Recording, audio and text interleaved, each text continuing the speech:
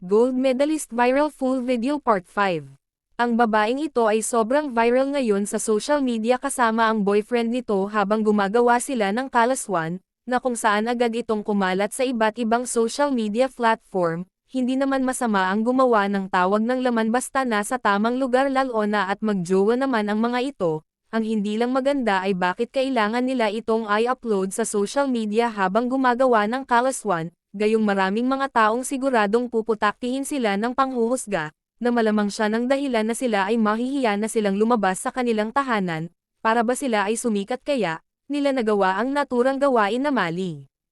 Pero sikat na sila, dahil sila ay gold medalist ng ating bansa, kaya sila tinitingala o iniidolo, pero kung ganito ang mga pangyayari malamang pa sa malamang ay mawawalan sila ng tagahanga dahil nga sa making nagawa. Alam naman natin ang tao ngayon ay makagawa ka lang ng isang mali, lahat ng ginawa mong mabuti ay mababaliwala, ganyan makahusga ang mga tao sa ating paligid, gayong paman kailangan nating ingatan ang ating karangalan, at pangalan, iwasan natin ang ganito ng gawain para wala tayong pagsisihan sa mga darating na panahon.